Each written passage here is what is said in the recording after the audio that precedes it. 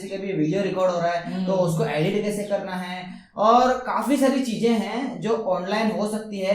कितनी बार तो इतने छोटे काम आते हैं कि वेबसाइट के ये वीडियो के ऊपर नीचे खाली सबटाइटल चाहिए। हाँ, और कितनी बार ऐसा होता है कि ये मेरा वीडियो है, ये बैकग्राउंड म्यूजिक है, वो डाल के दो, लो $10। तो ये काफी सारी सी चीजें हैं। तो आप जिस भी कंडीशन, जिस भी कैटेगरी में, आप जिस भी फील्ड में एक्सपर्ट हो या उसके लिए पैशन हो, आप सीख रहे हो, यूट्यूब भी ठीक है। तो फिर मुझे चाहिए था इंस्टेंट पैसे, जो मैंने बताया कि भाई मुझे पता चला कि भाई फाइवर और अपवर्क नाम की कोई चीज होती है जहां से आपको सर्विस दे के पैसे मिल सकते हैं। ओके। फिर मैं बैठा रिसर्च करने और मैंने किया लंबा रिसर्च फाइवर पे। फाइवर सबसे पहले मतलब इजी प्लेटफॉर्म है, काइंड ऑफ बेसिक लोग जा सकते हैं। तो मैं वहां पे गया और मैंने लंबी रिसर्च की कि क्या किया जा सकता है फाइवर पे, किस लेवल की चीजें हैं। रिसर्च क्यों करनी पड़ी? रीजन आप देखो, वेबसाइट में कुछ है कि नहीं समझा पा रहे हैं कि क्या? ना ऐसा नहीं है, वो लोग अपनी चीज समझा पाते हैं, पर मेरा काम करने का ये स्टाइल नहीं है। अगर मैं कुछ चीज करने जा रहा हूँ तो मुझे उस चीज के बारे में प्रॉपर पूरी इन्फॉर्मेशन होनी चाहिए, ताकि थोड़ा कॉन्फिडेंस भी हो। मेरे को टाइम पास नहीं करना वहां जाके कि भाई बना के थोड़ा टाइम गए, फिर जैसे हमने बोला कि गालियां दोगे वापस, पहले आपने बेस बना दिया, परफेक्ट हो गया, फिर ही आप उसके अंदर जा रहे हो। तब तक आपने अकाउंट भी क्रिएट करना बेहतर नहीं समझा आपने? थोड़ा रिसर्च। मैंने अकाउंट भी क्रिएट नहीं किया था सबसे पहले, फाइवर में पता चला। काफी बड़ी बात है। हाँ, अलग है थोड़ी, मतलब बड़ी क्या, आते ही पहले अकाउंट क्रिएट करता हूं, फिर बाकी की बातें सोचता हूं। ऑलमोस्ट लोग यही करते हैं, ऐसा नहीं है। मेरा जो फ्रेंड था जिसको बारे में बताया था मैंने, वो भी यही करता। वो पहले अकाउंट क्रिएट करता, उसके बाद बात की बात है। पर मैंने ऐसा नहीं किया। पहले मैंने गया, रिसर्च करना शुरू किया कि भाई एक्चुअली में काम है भी कि नहीं, वहाँ पे काम किस हिसाब से चलता है। वहाँ पे भी कीवर्ड रिसर्च होता है, उस प्लेटफॉर्म में भी कीवर्ड रिसर्च अलग से होता है। जैसे हम गूगल पे कीवर्ड रिसर्च करते हैं ना, कि हमको ये एसईओ की बात की वैसे, हाँ, वो थोड़ा अलग टर्म है कि कीवर्ड रिसर्च करके हम अपना प्रॉपर कीवर्ड निकाल के उसको रैंक करवाते हैं। तो गूगल में तो करवाते हैं कीवर्ड रिसर्च को रैंक करवाने के लिए, इसमें भी ऐसा है कि भाई कीवर्ड रिसर्च से हम रैंक भी करवा सकते हैं चीजें। तो वो सब भी सीखनी रही मुझे कि भाई कैसे चीजें क्या होती है। अभी हम बेसिकली फाइवर जो प्लेटफॉर्म है फ्रीलांसिंग का, जहाँ पे कस्टमर काम बोलते हैं कंपनी को, कंपनी हमको पूछती है, हमारे अंदर कुछ स्किल्स है तो हम काम देते हैं, तो उसके बारे में हम जान रहे हैं। तो फिर उसके बाद मैंने काफी सारी रिसर्च की, जाना कि भाई कैसे थंबनेल क्रिएट किया जाता है, कैसे टाइटल क्रिएट किया जाता है, किस हिसाब से प्राइस से जो टैग है वो रखना चाहिए कि $5 ठीक है या फिर $10। मतलब आप खुद को एज अ प्रोडक्ट आप तैयार करके यहाँ पे रख रहे हो कि मैं ये सब चीजें कर सकता हूँ। प्रोफाइल क्रिएट कर रहा था मैं उस टाइम पे, कि मैं प्रोफाइल सीख रहा था मैं कैसे क्रिएट किया जाता है। तो मैं एक अलग एक्सपीरियंस शेयर करना चाहूंगा इसमें, कि मैंने ये बात देखी कि जो फ्रीलांसिंग का जितने भी प्लेटफॉर्म है, इसमें जो पाकिस्तान के जो लोग हैं वो इंडिया से काफी आगे। हाँ, काफी। मेरे को जब मैंने जब देखा कि भाई यूट्यूब पे जाके कि भाई फ्रीलांसिंग कैसे किया जाए, तो 60% लोग पाकिस्तानी थे। मेरे को ये क्या चल रहा है। फिर मैंने कुछ डेटा वगैरह मतलब दिखा था यूट्यूब पे कि भाई फ्रीलांसिंग का ऐसा हिसाब किताब है। मैंने कल वापस एक डेटा देखा, उसमें पाकिस्तानी जो हमारे से शायद बहुत कम पॉपुलेशन में है, मतलब खुद की पॉपुलेशन की ज्यादा है ऐसा डेंसिटी, बट इंडिया से तो बहुत कम पॉपुलेशन है, पर इंडिया से ऑलमोस्ट डबल काम होता है वहाँ पे फ्रीलांसिंग को काफी अच्छी तरीके से हैंडल कर रहा है। फ्रीलांसिंग का वहाँ पे काम बहुत ज्यादा है। तो मुझे लगा ये कैसे होता है। कि मैंने सोचा कि हमारे पास इतने बड़े बड़े IT जाइंट्स है, हमारे पास TCS है, हमारे पास इन्फोसिस है, CEO दूसरे कंट्री के कंपनी चला रहे हैं। हाँ, हमारे पास ब्रेन पावर है, तो फ्रीलांसिंग का काम कहाँ रह गया भाई? क्यों, मतलब ये ऐसे कैसे हो सकता है, समझ ही नहीं आया। हमारा इंडिया का परसेंटेज ज्यादा क्यों नहीं है? हाँ, वो पाकिस्तान से ज्यादा नहीं है, मतलब थोड़ा अनबिलीवेबल सा लगा मुझे, क्योंकि इन्फोसिस जैसे कि सब कंपनीज है, TCS वगैरह, ये वन ऑफ द टॉप की ग्लोबल की टॉप कंपनीज है। इंडिया की तो है ही, ग्लोबल की टॉप कंपनीज में से एक है। तो मैं ये कैसे हो गया कि भाई हमारे बंदे के पास IT की नॉलेज नहीं है, और IT की नॉलेज लेके कर क्या रहे हैं, घर पे बैठे काम तो करो। ये तो क्या चल रहा है, पाकिस्तान हमसे ज्यादा आगे निकल रहा है। प्लेटफॉर्म्स तैयार है फिर भी, हाँ प्लेटफॉर्म्स तैयार है फिर भी, पर साथ में बांग्लादेश के जो लोग हैं वो भी इंडिया के नेक टू नेक है। इंडिया के नेक टू नेक चल रहा है, कहाँ इंडिया कहाँ बांग्लादेश, फिर भी वो फ्रीलांसिंग में नेक टू नेक है। तो मुझे तो समझ नहीं आया कि भाई ये सब क्या चल रहा है, और जो है ये है खाली एक इन्फॉर्मेशन थी। हाँ, पर जो है ये डेटा है, आप ऑनलाइन जाके चेक कर सकते हो कि भाई क्या चल रहा है। हालांकि फ्रीलांसिंग में US नंबर 1 पे है, काम भी वो निकलवाता है, काम लेते भी वहाँ पे इतने सारे लोग हैं फ्रीलांसिंग, घर पे बैठ के काम करते हैं वो लोग, और काफी सारे प्रोफेशनल बंदे हैं यूट्यूब पे फ्रीलांसर्स जो अच्छा काम सिखाते हैं, अच्छी नॉलेज देते हैं। तो आप उनके पास फॉलो कर सकते हो, जो पूरा एक्सपीरियंस है वो अच्छी तरह से शेयर करते हैं। हाँ, तो काफी ऐसे लोग हैं, तो अच्छा है बहुत, देख सकते हो जाके एक बार। फिर मैं कहा था पहले कि फाइवर पे काम शुरू किया था और आपका टेम्परेचर हाई हो गया। नहीं, आप तो स्टोरेज जैसे मैंने फ्रीलांसिंग का काम शुरू किया, फिर उसके बाद फाइवर पे मैंने काफ़ी कुछ सीखा। सीखने के बाद प्रॉपरली सब कुछ सीखने के बाद मैंने फाइनली जाके अकाउंट क्रिएट किया। तो मेरे को पूरा प्रॉपर समझ आ रहा था कि मुझे कब क्या करना है, कब कहाँ पे ध्यान देना है, कब कहाँ पे क्या चीज़ें करनी है। मुझे हाँ अकाउंट क्रिएट हो गया, वो तो बड़ी बात नहीं थी, बट अकाउंट क्रिएट करने के बाद उसमें गीग क्रिएट करना पड़ता है। अब गीग का मतलब ये है कि काम, इन शॉर्ट जैसे हिंदी में काम कहते हैं। करने के लिए कुछ सजेशंस ना, अकाउंट क्रिएट में कुछ खास नहीं है, बट गीग क्रिएट करना इससे नेक्स्ट लेवल। फिर उसके बाद क्या है कि भाई गीग के रिलेटेड काफ़ी चीज़ें सीख ली थी मैंने। फिर उसके बाद मैंने पहला गीग क्रिएट किया कंटेंट राइटिंग के रिलेटेड, कि भाई मैं आपको टेक्निकल कंटेंट राइटिंग करके दे सकता हूँ अगर कुछ टेक्निकल रिलेटेड हो तो, जैसे कंप्यूटर के बारे में, लैपटॉप्स के बारे में, कुछ जैसे कोई भी SLI क्रॉसफायर ऐसा कुछ भी अलग टैग हो तो उसके बारे में कुछ भी इन्फॉर्मेशन चाहिए आपको तो मैं आपको दे सकता हूँ लिख के, जो आप बायर्स आएंगे उनको लिख के मैं दे सकता हूँ। तो इस रिलेटेड मैंने चालू किया।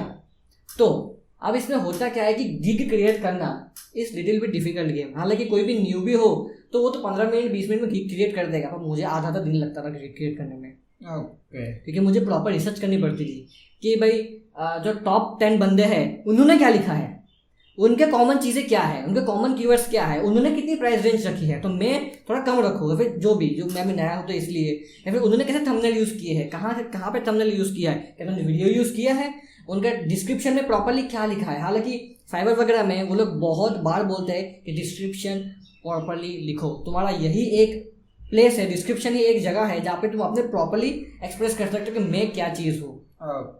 तो डिस्क्रिप्शन प्रॉपरली लिखो, सुंदर बनाओ, थोड़ा सा बोल्ड करो, ये वो तो वो सब क्रिएट करने में। अगर जब कोई क्लाइंट आपको काम देना चाहेगा तो आप क्या हो, कौन हो, कब से कर रहे हो, कौन कौन सी चीजें कर रहे हो, वो पढ़ने में पहले इंटरेस्ट करता है। आपकी रेटिंग्स क्या है, आपके स्किल्स क्या है, तो वो बेटर प्रेजेंटेशन में होगा तो सामने वाला डेफिनेटली आपको काम दे देगा। नहीं तो फिर वो दूसरे पे मूव हो जाएगा। क्योंकि जैसे कि पाकिस्तानी और बांग्लादेशी की बात चल रही थी, तो वैसे काफी सारे लोग हैं जिनकी स्किल्स अंत लेवल की है, जिनके रेटिंग्स अंत लेवल के, तो उनसे हमको थोड़ा बढ़ना है। ठीक है। तो हाँ, जैसे कि अगर कोई नया बंदा हो तो फटाफट से क्रिएट करके छोड़ देगा, भाई हो गया मेरा। तो पर मेरा ये स्टाइल नहीं था, मेरे को एकदम प्रॉपरली करना है काम, तो प्रॉपरली करना है एकदम। उसमें बहुत मेहनत लगती है, दिमाग खराब हो जाता है मेरा एक क्रिएट करने में। इतना टाइम मतलब अभी क्या ही बोलूँ मैं। क्योंकि काफ़ी बार ये भी होता है कि भाई सामने वाले जो बायर्स है उनसे क्या मांगना है वो भी सोचना पड़ता है। कि अगर मैं कंटेंट राइटिंग कर रहा हूँ तो कुछ चीजें होती तो उनसे मांगनी पड़ती है कि भाई देखो कुछ इन्फॉर्मेशन, ये इन्फॉर्मेशन, वो इन्फॉर्मेशन, प्रॉपर्ली सोचना पड़ता है कि अगर मैं काम करूँगा तो यार बार बार परेशान ना करना पड़े उसको कि भाई ये इन्फॉर्मेशन दे, वो इन्फॉर्मेशन दे। फॉर एग्जांपल अगर मैं बात करूँ, कोई बंदा हमको वीडियो एडिट करने के लिए बोल रहा है, तो हमको उसको पूछना पड़ेगा कि भाई तेरे को पीछे बैकग्राउंड में म्यूजिक डालना है, वो बोले हाँ, तो हम उससे पूछ सकते हैं कि तू तो ये रहा है कि मैं अपने हिसाब से डालूं। तो वो चीजें मांगनी रहती है, वो हर एक फील्ड के हिसाब से अलग अलग चीजें होती है। काफी बार ना वो लोग सैंपल भी मांगते हैं, तो सैंपल की मैंने अपनी वेबसाइट का लिंक पकड़ा दिया था कि ये आर्टिकल देख लो। तो आप समझ जाओ कि भाई मेरा ये स्टाइल है। तो शायद वो देखते भी होंगे, मुझे नहीं पता, बट ऐसा मैंने किया था। देखते होंगे, यूएस में ज्यादातर प्रेफर करते हैं कि भाई कि हाँ। तो फिर इसके हिसाब से मैंने बहुत सारा टाइम लगा के सोच के एक क्रिएट किया, एक गिग क्रिएट किया। ऐसे 7 गिग्स क्रिएट हो सकते हैं फाइवर पर। और उस गिग का मतलब कि आप इस कैटेगरी में काम कर सकते हो। हाँ, तो क्रिएट किया, बट उसमें कोई रिस्पॉन्स नहीं आया। और 99% केसेस में यही होता है कि रिस्पॉन्स नहीं आता।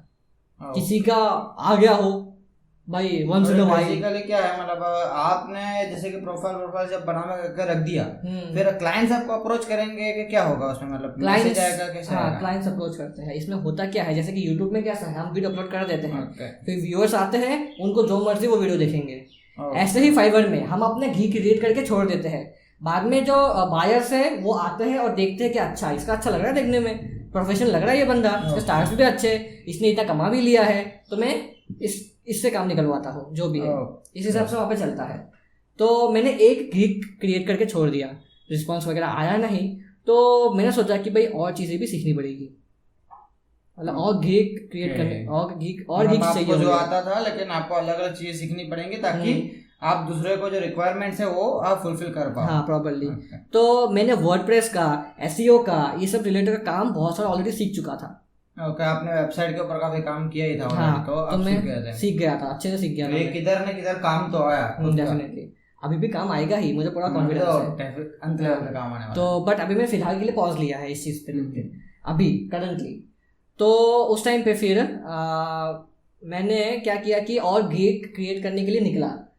जो मैंने उस टाइम पे अकाउंट क्रिएट किया था मैंने उसको मैंने डिलीट मार दिया कि भाई यहाँ पे कुछ नहीं हो रहा, इसको रखता हूँ। फिर मैंने प्रॉपरली 1 या 1.5 महीने या फिर 2 महीने का टाइम लिया और चीज़ें सीखने के लिए। फिर मुझे पता चला कि भाई डेमो कंटेंट भी कुछ होता है, वायरस कैसे हटाया जाता है, अगर कोई फाइल क्रैश हो गई तो कैसे किया जाता है। काफ़ी बार क्या होता है कि वेबसाइट में अगर कुछ अपग्रेड कर रहे होते हैं हम लोग या फिर अपडेट कर रहे होते हैं तो वेबसाइट क्रैश हो जाती है। समझ ही नहीं आ रहा कि ये क्या हो गया। वेबसाइट जो लाइव चल रही है, लाइव वेबसाइट क्रैश हो गई, वो क्रैश हो जाती है। हाँ, जैसे कि आपको प्लगइन, शायद आपको पता होगा प्लगइन क्या है, मैं समझाऊंगा नहीं अभी फिलहाल। बट प्लगइन आप अपडेट कर रहे हो, आपको वो प्लगइन कॉम्प्लेक्स है थोड़ी, और आपने छेड़खानी की वेबसाइट के साथ उस टाइम पे जब अपडेट हो रहा है तो वो डेफिनेटली ऑलमोस्ट क्रैश होनी है या फिर अपने आप ही कभी कभार क्रैश हो जाती है, अपडेट करने में कुछ प्रॉब्लम आ जाती है तो क्रैश। अब एक्सेस कैसे करोगे वेबसाइट को, क्या लाइव वेबसाइट गई। हाँ, तो ये सारी चीज़ें मुझे पता चली कि भाई ऐसा भी होता है, तो मैंने वो चीज़ें सीखी जाके। तो उसको क्रैश हुई है तो उसका रास्ता क्या निकाला जाए, रास्ता कैसे निकाला जाए, कौन सी टूल्स होंगे, कैसे क्या चीज़ें होंगी, अगर वायरस घुस जाए तो मैं कहाँ जाऊँगा, अगर कुछ मेलवेयर आ जाए तो मैं कहाँ जाऊँगा, अगर कुछ क्रैश हो जाए तो मैं कहाँ जाऊँगा। तो ऐसे ही और भी 7-8 चीज़ें थी जो मैंने सीखी। फिर वो आपने उसमें डाला। हाँ, फिर सीख सकते अच्छे से। हाँ, तो मैं थोड़ा एक्सप्लेन कर देना चाहूँगा इसमें। फॉर एग्जाम्पल मान लो कि एक वायरस घुस गया वेबसाइट पे, ठीक है, तो मैंने क्या किया था कि भाई मैंने देखा फाइवर पे, अच्छा ये गिग लोग सर्च करते हैं कि भाई WordPress virus removal something like that, ऐसा सर्च करते हैं लोग टर्म। तो मैंने कहा ये टर्म सर्च कर रहे हैं लोग, तो मैंने वो टर्म लिया, यूट्यूब पे डाला और जितने भी वीडियोस थे सब देख मारे कि भाई कैसे इस चीज़ को किया जाता है। तो ऑलमोस्ट मुझे चीज़ समझ आ गई, तो मैंने उस चीज़ पे गिग क्रिएट कर दिया कि भाई ऐसे मैं वायरस को रिमूव कर सकता हूँ। तो research is everything all about, आपको रिसर्च करनी ही पड़ेगी। इसमें मैं ये कहना चाहूँगा कि ये एक एग्जांपल है, जैसे कि इसकी एक्सपर्टीज है वेबसाइट के ऊपर। तो वेबसाइट के रिलेटेड सिर्फ वेबसाइट नहीं है, काफी सारे ऐसे काम होते हैं जो हम बाय डिफॉल्ट बाय प्रोडक्ट सीख जाते हैं और हमको करना भी रहता है, तो वो भी आप अपने काम प्रोवाइड कर सकते हो फाइवर पे। और दूसरे कुछ एग्जांपल्स हैं, जैसे कि आपको ऑडियो एडिटिंग आती है, जैसे कि अभी हम यहाँ पे ऑडियो सेपरेटली हम अलग रिकॉर्ड कर रहे हैं, तो उसको मॉडिफिकेशन कैसे करना है, जैसे कि अभी वीडियो रिकॉर्ड हो रहा है तो उसको एडिट कैसे करना है, और काफी सारी चीजें हैं जो ऑनलाइन हो सकती है। कितनी बार तो इतने छोटे काम आते हैं कि वेबसाइट के ये वीडियो के ऊपर नीचे खाली सबटाइटल चाहिए। हाँ, और कितनी बार ऐसा होता है कि ये मेरा वीडियो है, ये बैकग्राउंड म्यूजिक है, वो डाल के दो, लो $10। तो ये काफी सारी सी चीजें हैं। तो आप जिस भी कंडीशन, जिस भी कैटेगरी में, आप जिस भी फील्ड में एक्सपर्ट हो या उसके लिए पैशन हो, आप सीख रहे हो, तो आपको जैसे कि ट्रांसलेटर भी हो सकते हो। अगर आपको स्पेनिश सीखना पसंद है तो डेफिनेटली आपको इंग्लिश भी आती होगी, तो इंग्लिश टू स्पेनिश कैसे कन्वर्ट किया जाता है वो आपको आता ही होगा, तो उसके भी काम मिलते हैं। तो इन शॉर्ट फाइवर प्लेटफॉर्म पे आप जो सोचोगे उसके बारे में आपको काम मिलेगा। आपको खाली ये सोचना है कि वो काम वैसा होगा कि ऑनलाइन किया जा सके। डजंट मैटर कोई भी कंट्री में हो, आप यहाँ पे बैठ के वो आपको काम प्रोवाइड करेगा, आपने काम करके दिया, उसको शेयर कर दिया, आपके पैसे आ गए, तो उस हिसाब से है। और मैंने ये भी सुना था कि फाइवर पे कितनों के पैसे चले भी जाते हैं और कुछ परसेंटेज फीस भी देनी रहती है, और ऐसा भी सुना है कि फाइवर डिपॉजिट में लेता है क्लाइंट से। वो सब क्या चीजें हैं? ओके, सो है फाइवर प्लेटफॉर्म है, एक अच्छा प्लेटफॉर्म है, बट काफी सारे लिमिटेशंस भी है, काफी सारे रूल्स रेगुलेशन है उसके जो प्रॉपर्ली फॉलो करना पड़ता है, नहीं तो अकाउंट गया, अकाउंट वो सीज कर देते हैं अकाउंट को। तो इसमें है क्या कि अगर आप फाइवर पे काम करते हो, मान लो आपने $10 कमाए, तो 20% फाइवर खुद रख लेगा ऐसे प्लेटफॉर्म का फी, 20% वो खुद रख लेगा, मतलब आपको मिलेंगे $1। ऐसा है उसका, ये करना ही है। हाँ, पर जैसे जैसे आप ज्यादा कमाना शुरू कर दोगे वैसे वैसे उसकी फी कम होती जाएगी। अच्छा। मान लो आपने एक थ्रेशोल्ड को कंप्लीट कर लिया कि मैंने अभी तक $1000 कमा लिए हैं फाइवर से, तो वो जो 20% देते थे उसका 15% कर देंगे, फिर आपने और कमा लिया तो 10% कर देंगे, फिर और कमा लिया तो 5% कर देंगे। मेरे को ये याद आया वो यूजर टेस्टिंग में जिसने वो लाइव वीडियो में था ना, वो अपने नहीं बोल सकते, कॉन्फिडेंशियल, सॉरी। सो मेरा ये एक था कि फाइवर जैसे कि प्लेटफॉर्म है, उसमें ये थोड़ा सा इश्यू है कि शुरुआत में 20% ले लेते हैं। वो खुद फीस चार्ज करते हैं कि हम आपको ये सर्विस प्रोवाइड कर रहे हैं कि आप यहाँ पे काम कर सकते हो। तो मेरे हिसाब से फाइवर को थोड़ा कम करना चाहिए, और फ्यूचर में अगर जो बंदा आगे कमा रहा है उससे ज्यादा, मेरा ये मानना है। तो ऑलरेडी ज्यादा कमा चुका है तो कॉमर्स से उससे ज्यादा लो ना, उसको धंधा आना ही है। हाँ, उसको तो काम आएगा ही, तो उससे ज्यादा चार्ज करो। ये तो उल्टा कर दो। बिगिनर्स को मतलब ऐसा होता है, तो अगर आपको शुरुआत में कम पैसे मिले तो थोड़ा चला लेना, लेकिन आगे हो जाएगा। जो भी है। तो फिर इसके बाद मैंने काम वगैरह सीखा, प्रॉपर गिग बनाया, एक नया अकाउंट क्रिएट करके। ये मैंने कुछ 5 या 6 गिग बना दिए थे प्रॉपर, मतलब वायरस रिमूवल ये वो करके गिग्स बहुत सारे बना दिए थे प्रॉपरली। फिर उसके बाद मैंने एक बात रह गई, हाँ, पेमेंट्स का कैसा है कि ये सुना था कि कितनों को पेमेंट्स नहीं मिलता, कितने क्लाइंट्स काम के बाद में नहीं। ये होता है कि भाई फाइवर में है कि जो क्लाइंट्स है, जो मतलब जो कस्टमर्स है, वो उनकी प्रायोरिटी ऊपर रहती है। ओके, फाइवर पहले उनको देखता है। हाँ, तो अब मान लो कि विपुल है, ठीक है, अब ये गया फाइवर पे, उसने कहा कि भाई मैं ये वीडियो एडिटिंग कर सकता हूँ। उसने वीडियो एडिटिंग करके पकड़ा दिया, और सामने वाले बंदे ने बोला कि भाई मुझे पसंद नहीं आया। वो अगर उसने काम किया, अगर तू चाहे तो ऐसे भी बोल सकता है कि भाई मैं एक्स्ट्रा काम करके दे सकता हूँ, अगर आपको इम्प्रूवमेंट चाहिए तो करके दे सकता हूँ। पर किसके भी बंदे कुछ होते काफी बार। तो काफी बार क्या होता है कि कस्टमर्स कंप्लेन कर देते हैं फाइवर को कि इसने काम ठीक से करके नहीं दिया मेरा। तो आपकी पेमेंट फ्रीज कर देंगे वो लोग कि भाई काम ठीक से देंगे ही नहीं। ऐसे कुछ कॉम्प्लिकेटेड चीजें हैं, और ऐसा भी है कि वो लोग पेमेंट 14 या 15 दिन के बाद रिलीज करते हैं। अपने पेमेंट अगर $10 कमाया तो 15 दिन बाद समथिंग रिलीज होगा, वो 14-15 दिन बाद। उसके बाद वो पेपल जो खुद टाइम लेता है, ट्रांसफर होने में जो टाइम लेता है वो तो अलग। हाँ, तो काफी टाइम लग जाता है आने में। बेसिकली ये एक हार्श ट्रुथ है जो नहीं बताता कोई। हम ऐसा नहीं है कि ऐसा बता हुआ है देखो इतने लाखों कमाए, वैसे काफी सारे लोग आपको मिल जाएंगे, लेकिन हम ये आपको एक सच बताना चाहते हैं कि आपको एक तो फीस देनी रहेगी, वो आप दिमाग में रखना। दूसरी बात, कभी कभी कुछ क्लाइंट्स ऐसे होते हैं उनको आपका काम पसंद नहीं है। डेफिनेटली आप अगर शुरुआती स्टेज पे हो तो आपको थोड़ा इश्यू आएगा, लेकिन आप एक एक्सपर्ट बन जाओगे तो आप लड़ भी पाओगे क्लाइंट से कि भाई तूने ये बोला था, मैंने ये किया है, तो आपकी पेमेंट आप धीरे धीरे सीख जाओगे। लेकिन मेरा ये कहना है कि देखो, मेरे को नहीं लगता कि अगर आपने फॉर एग्जांपल वीडियो एडिटिंग की बात करें तो आपका 1-1.5 घंटा गया, उसके ऊपर आपको 700 रुपये मिल रहे हैं, तो हमारे लिए बड़ी ही बात है।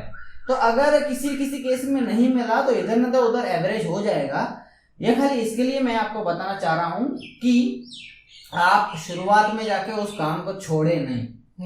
कम से कम मेरा सालों से एक रूल है, अगर कोई काम पसंद नहीं आ रहा तो 90 डेज का आप टाइम ड्यूरेशन दीजिए अपने आप को। लेकिन ये डिजिटल है तो इसके लिए मैं आपको बोलूंगा 180 डेज आपको पर्टिकुलर टाइम नहीं देना। सुबह से 9 से आपको शाम को 7 बजे तक वहां पे नहीं बैठना। 24 घंटे में जब भी आपको चाहिए आप काम कर सकते हो। तो कम से कम 180 डेज अगर आप फाइवर या अपवर्क या किसी भी प्लेटफॉर्म पे आए हो, 180 डेज अपना दीजिए। काम पसंद आया नहीं आया, कुछ भी इश्यू हुआ, काम करते रहिए। 180 डेज के बाद आपको लगे कि नहीं ये नहीं है तो फिर डेफिनेटली वो काम आपका है ही नहीं, और उसके बाद आप वैसे भी नहीं छोड़ने वाले हैं। अगर वो आपका हो तो आप उसमें से कितने पैसे कमा चुके होंगे। तो ये खाली एक सच है कि आप छोड़ना मत शुरुआत में आपको डट के रहना है कि भले कुछ भी हो जाए मैं तो काम करूंगा। फिर फिर ये तो है कस्टमर्स कुछ ढीठ होते हैं, पर ये बहुत कम होते हैं। ऐसा नहीं कि भाई हर बार आपको सच है इसके लिए, बाकी ये होता है, काफी ज्यादा नहीं होता। हाँ, वो एक ऑथेंटिक प्लेटफॉर्म है, वहां पे जेन्युइनली 5 to 10% लोग ऐसे होते हैं, 100 में से 5-10 लोग ऐसे होते हैं कि भाई क्या बोलने का उनको अभी। फिर काफी बार ऐसा होता है कि कस्टमर्स आए हैं काम करवाने, इसका मतलब ये है कि उनको काम नहीं आता या तो उनके पास टाइम नहीं है, दोनों में से कोई एक रीजन हो सकता है। उसको पता ही नहीं है कि क्या है, उसको खाली ये पता है कि मेरे को ये काम करना है, हाँ, लेकिन डिटेलिंग में उसको नहीं पता। तो काफी बार आते हैं कस्टमर्स के भाई मुझे ये काम करके दो, ठीक है करके देंगे, बट बोलेंगे कि भाई मुझे ये डाटा ट्रांसफर कर। वो डाटा ट्रांसफर करेगा और उसको समझिएगा कि मैंने क्या ट्रांसफर किया, कि मुझे क्या ट्रांसफर करना है। उनको पता नहीं, क्योंकि वो एजुकेटेड उतने नहीं है, मतलब पढ़े लिखे है बट उनको इस फील्ड के रिलेटेड उतनी नॉलेज नहीं है। अगर शायद ऐसा हो सकता है कि उसको कोई कंपनी का कुछ ना कुछ काम मिल गया हो कि भाई ये करके देना, तो उसको पता नहीं, उसने डाल दिया अपवर्क पे, हाँ, यहाँ फाइवर पे उसने डाल दिया, फिर उसको खुद को नॉलेज नहीं है। हाँ, फॉर एग्जाम्पल अगर किसी के एग्जाम्पल के तौर पे बात करें तो वर्ड की एक फाइल है, उसके अंदर ये मॉडिफिकेशन के लिए उससे सामने वाले से हम पूछेंगे कि भाई ये चीज तू प्रोवाइड करता मैं इसमें मॉडिफिकेशन कर पाऊँ, तो उसको पता ही नहीं वो चीज क्या है, क्या प्रोवाइड करना है, ये थोड़ा इश्यू रह सकता है। हाँ, तो उसमें करना क्या चाहिए अगर ऐसा हो जाए तो? मुश्किल है, छोड़ देने में बेहतर है, मैं तो ऐसा मानूंगा। थोड़ा सा एफर्ट करो, मतलब उसको समझाओ कि भाई देखो मुझे एग्जैक्टली ये चीज चाहिए, अगर आप दोस्त के तो अच्छा रहेगा। ओके, काफी बार रिप्लाई आता है, काफी बार नहीं भी आता है, मेरे एक्सपीरियंस के हिसाब से। तो फिर बेसिकली आपको जैसे कि ये वेबसाइट का काम है, आर्टिकल्स का काम है, इन सब चीजों में थोड़ा इश्यू आएगा। बाकी जैसे कि वीडियो एडिटिंग है, ऑडियो एडिटिंग है, ऐसी काफी सारी चीजें हैं जो आप खुद क्रिएट करते हो, तो उसमें खास ही आपको इश्यू नहीं आने वाले, ये सब ज्यादातर लोग समझ जाने वाले हैं। वो चीजें काफी आपको रहेंगी, जैसे कि लोगो डिजाइन है, ग्राफिक डिजाइन है, एनिमेशन है, उसमें आपको ज्यादा इश्यू नहीं आने वाला अगर आप उसमें एक्सपर्ट हो तो। फिर अभी क्या था कि हाँ भाई वर्डप्रेस पे कोई कोई लोग ऐसे आ जाते हैं उल्टे सीधे, तो उनको एजुकेट करना पड़ता है, क्योंकि हर कस्टमर ऐसा ना हो कि भाई हाँ भाई हम उनको तो काम आता ही है। तो मैं अपना पे आ जाते हैं, मतलब हाँ वर्डप्रेस पे आ जाते हैं, मतलब काम उल्टा सीधा वर्डप्रेस पे आता है काम, नहीं फाइवर पे आता है। ओके, वर्डप्रेस भूल गया शायद। तो काम आता है सब उल्टा सीधा। तो मेरे एक सर ने कहा था कि भाई कस्टमर्स को इन्फॉर्मेशन देना ज़रूरी है, उनको गाइड करना ज़रूरी है, उनको सिखाओ कि भाई ऐसे काम होता है, ये काम होता है, तो मुझे ये करना है, उनको सिखाना भी इम्पोर्टेंट है। क्योंकि काफ़ी बार वो लोग समझ ही नहीं पाते भाई करना क्या है। उन्होंने खुद ने काम दिया है, लेकिन उनको ये बताना कि देखिए इस तरीके से होगा, मुझे ये चाहिए होगा, तो इस तरीके से मुझे करना पड़ेगा, तो उनको भी बताना पड़ता है, समझाना पड़ता है हमें। तो ये भी एक हेडेक है वहाँ पे, समझाओ हर एक इंसान को जो आएगा, या फिर किसी को एक्सपर्ट है तो उसको भी समझ में आ ही जाएगा। लेकिन मेरे हिसाब से शायद आपने जो फील्ड चूज की है उसमें डिफिकल्टीज होती होगी। आई गेस मैंने वीडियो एडिटिंग या ऑडियो एडिटिंग का ट्राई किया था, उसमें खास मेरे को कुछ इश्यू आया नहीं था, काफी इजी काम था, मतलब मेरे को डायरेक्ट काम करके देना ही था और कुछ था ही नहीं, बराबर, तो इजी था वो। उसमें खाली बंदे ने मेरे को वीडियो, मैंने जैसे कि एग्जांपल बोला ना कि उसने वीडियो बोला, वीडियो भेजा और उसमें दूसरा बोला कि ये बैकग्राउंड में डाल दो, अरे मतलब पीस ऑफ केक, 2.5 मिनट के अंदर मैं एडिट करके अपलोड कर सकता हूँ उसको, वैसा काम था। तो उसमें कुछ खास पूछने जैसा नहीं है, तो काफी सारी चीजें इजी भी होती है, लेकिन कुछ कुछ फील्ड ऐसी हो सकती है जिसमें इन्फॉर्मेशन की जरूरत पड़ सकती है। हाँ, तो मेरी फील्ड कुछ ऐसी ही है, थोड़ी टेक्निकल है, ऑनलाइन रिलेटेड, वेबसाइट रिलेटेड। तो मैं अब अपना एक एक्सपीरियंस शेयर करूंगा, एक एक्सपीरियंस। उसमें क्या था कि एक मैंने गिग बनाया था जिसमें अगर कोई नई वेबसाइट है, अगर कोई नई वेबसाइट है तो उसमें क्या होता है कि काफ़ी बार लोग चाहते हैं कि डेमो कंटेंट अपलोड करके देखना चाहते हैं कि वेबसाइट दिखती कैसी है एक्चुअल में। और उसको डेमो, उसको क्या कहते हैं, डेमो टेम्पलेट भी अपलोड करना कहते हैं कि डेमो टेम्पलेट अपलोड करके हमें देखना है कि भाई वेबसाइट लग कैसी रही है एक्चुअली में। तो ये भी कुछ खास मुश्किल काम है नहीं, आपको डेमो कंटेंट ऑनलाइन से उठाना है, अगर अवेलेबल हो तो वेबसाइट में अपलोड करना है और बस उनको दिखा देना कि ले हो गया। इट्स वेरी इजी, कुछ खास नहीं है, मुझे बताएं। तो अभी प्रॉब्लम क्या हुई थी कि सामने वाले बंदे ने अपना वेबसाइट का लिंक मुझे भेजा कि भाई ये वेबसाइट है मेरी, अब मुझे ये काम करके चाहिए। ठीक है, हो जाएगा। तो फिर और हाँ, मैं आपको ये भी बता दूं कि ये काम भी मैंने ऑनलाइन सीखा था, ये मतलब डेमो कंटेंट भी मैंने सीखा और फिर मैंने क्लिक डाला, वो मैं सॉरी कट कर देना। ये काम भी आपने सीखा था? हाँ, तो ये काम भी मैंने सीखा और मेरे को काम भी आया। ठीक है, तो बेसिकली हम ऐसा बोल सकते हैं कि ज्यादातर ऑनलाइन जो फ्रीलांसिंग की चीजें हैं वो खुद सीख भी सकते हैं घर पे और खुद कर भी सकते हैं। हाँ, ऐसे काम करवा भी सकते हैं, मतलब किसी को काम ले भी सकते हैं। तो फिर ये काम आया। फिर उसने जो वेबसाइट के बारे में मुझे बताया कि भाई मैंने वेबसाइट का मैंने ये टेम्पलेट जो है वो खरीदा हुआ है, बट टेम्पलेट खरीदना अलग चीज़ है और उसका डेमो जो टेम्पलेट रहता है वो एक अलग चीज़ है। तो डेमो कंटेंट जो है उसका टेम्पलेट का वो मुझे मिल ही नहीं रहा था। अब शायद आपको समझ नहीं आ रहा मैं क्या बोल रहा हूँ, बट एक्चुअल वेबसाइट, ठीक है, उसमें डेमो कंटेंट अपलोड करना रहता है और टेम्पलेट जो है वो मेन अलग चीज़ है।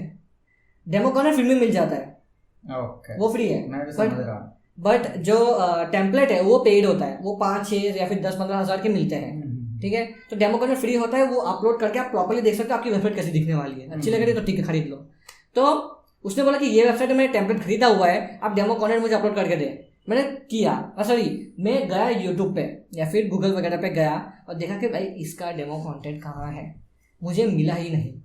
ऑलमोस्ट जितने भी टेम्पलेट्स होते हैं जो पॉपुलर टेम्पलेट्स हैं जैसे कि जनरेट प्रेस वगैरह है या फिर ऐसे ही ओशन व्यू टाइप जो है, उनके डेमो कंटेंट होते हैं उनके फ्री में अवेलेबल, हमेशा मिल ही जाते हैं जो पॉपुलर वाले होते हैं।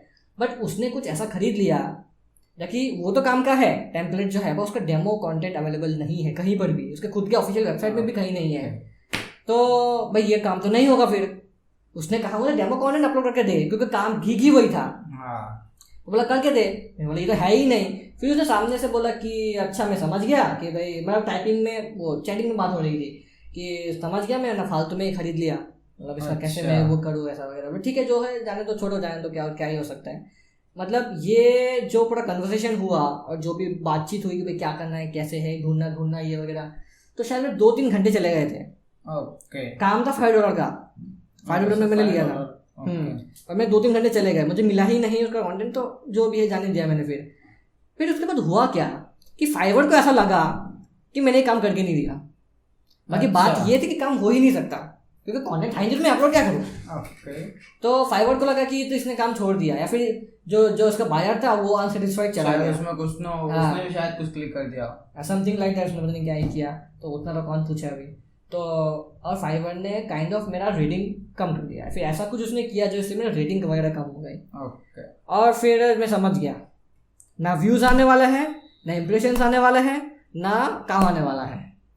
तो मैंने उसको रख दिया साइड में, फाइवर को रख दिया साइड में। और मैं बेसिकली एक बात बोलना चाहूंगा कि जैसे कि पाकिस्तानी है, बांग्लादेशी है, अभी पता नहीं घड़ी घड़ी में क्यों बोल रहा हूँ, ऐसे काफी सारे फ्रीलांसर्स हैं जो फाइवर पे ऑलरेडी एक्टिव हैं और उनकी डेली की इनकम आपने में शायद सुना है कितने लाख तक कमाते हैं फाइवर पे, सिर्फ अंदाजा। फाइवर पे इतना तो अंदाजा नहीं है मुझे, but it's a good income. I think 1-1.5 lakh का तो निकाल सकते हैं। मैंने बच्चे को तो सुना है कि पर मंथ फाइवर पे काम करके बंदे का मतलब कोई डिग्री दिखाने की जरूरत नहीं है, ना कोई स्कूल या कॉलेज को दिखाने की जरूरत है, वो बस बंदा काम कर रहा है और पर मंथ 1.5 से 2 लाख अर्न कर रहा है।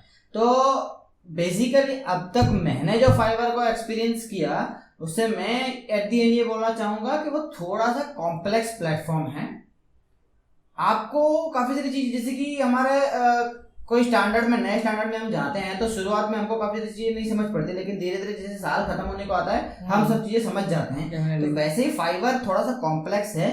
आई होप ये प्लेटफॉर्म फ्यूचर में थोड़ा इम्प्रूव हो ताकि न्यू कमर्स को जो बिगिनर्स होते हैं उनको थोड़ा इजी रहे। मेरे को काफी कॉम्प्लेक्सिटी फील हुई इसके अंदर। मैं तो समझ ही गया कि है ही कॉम्प्लेक्सिटी, और आपने ऑलरेडी इतना सारा टाइम दिया था। हाँ। तो बस मेरे हिसाब से फाइवर पे अगर आपको देखो वहां पे असली पैसे मिलते हैं, असली काम मिलता है, जेन्युइन प्लेटफॉर्म है, इट्स नॉट अ फेक। तो आपको थोड़ा काम करना पड़ेगा, थोड़ी मेहनत करनी पड़ेगी। ऐसा थोड़ी कॉम्प्लेक्सिटी फ्यूचर में शायद वो प्लेटफॉर्म अपग्रेड कर सकता है, इजी कर सकता है, लेकिन तब तक आपको थोड़ा स्ट्रगल करना पड़ेगा। लेकिन एक बार आप सीख गए, जैसे कि साल खत्म होने पर हम पूरा सिलेबस सीख जाते हैं, वैसे ही आप ये सीख जाओगे, फिर आपको तकलीफ नहीं पड़ने वाली है। वो अच्छा वाला एक स्टेबल अमाउंट आप कमाने नहीं वाले, भले आप उसको पूरा लाइफ गोल ना बनाओ, फिर भी आप कम से कम 15, 20, 25, 50 हजार तो आप कमाए लोगे, जिससे आपका एक नॉर्मल लाइफ इंप्रूव हो जाएगी। तो फाइवर पे भी आप ये कर सकते हो।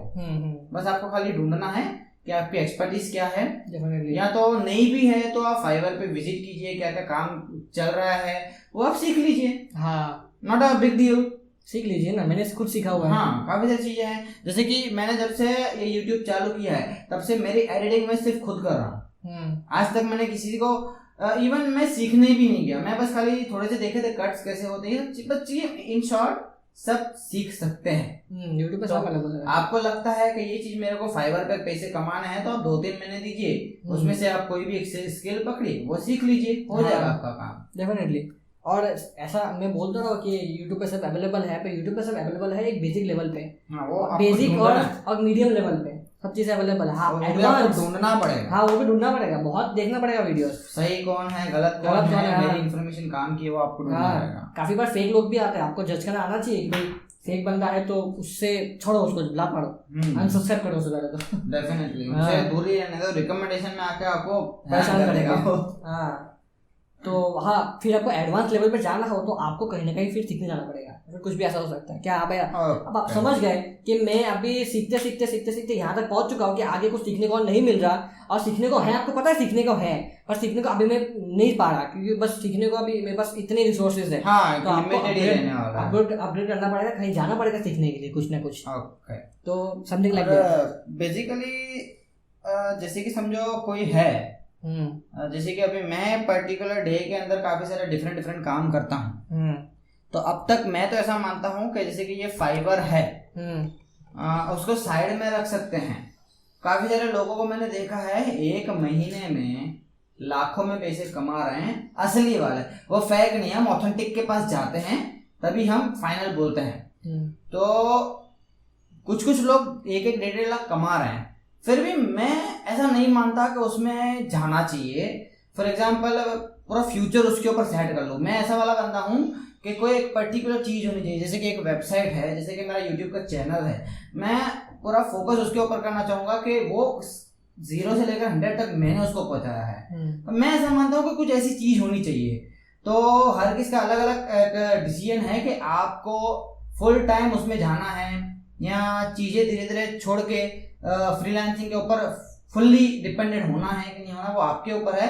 मेरा तो ये मानना है कि मैं फुल्ली डिपेंडेंट होना नहीं पसंद करूंगा, कुछ लिमिटेड घंटे में देना पसंद करूंगा, लेकिन मेरा मेन जो इनकम का सोर्स है वो अलग ही रहने वाला है। आपका इसके ऊपर क्या कहना है? डेफिनेटली, जैसे कि मैं सिंपल लैंग्वेज बताऊँ, जैसे बताया, एक सोर्स ऑफ इनकम नहीं होना चाहिए, डिफरेंट सोर्स ऑफ इनकम रखो।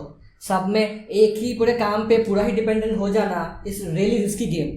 और कभी कुछ भी हो सकता है, कभी भी कुछ भी हो सकता है, होता ही है। कोई भी प्लेटफॉर्म कभी भी जा सकता है, होता ही है, जा सकता है, क्या हो जा, कितने प्लेटफॉर्म ऐसे कुछ भी हो जाता है, हो सकता है। तो इसीलिए मल्टीपल सोर्स ऑफ इनकम रखो। अगर एक काम में बोर हो जाओ तो दूसरा काम भी कर सकते हो, अगर उस पर बोर हो जाए तो दूसरा काम कर सकते हो। तो मल्टीपल रखो चीजें, ऐसा नहीं कि भाई अगर आप सिर्फ एक जॉब करते हो तो एक जॉब ही मतलब वही एक पूरा, आपकी फैमिली उसके ऊपर चल रही है, आपका खाना पीना उसके ऊपर चल रहा है, तो इसमें रियली रिस्की गेम। हालांकि लोग करते हैं, 99% लोग यही काम करते हैं, बट पता नहीं कैसे, मतलब इनको एक फीलिंग, कॉन्फिडेंस लेवल कहाँ से आता है कि भाई इस जॉब से तू कैसे जिंदगी गुजारेगा, कैसे अपनी फैमिली को आगे बढ़ाएगा।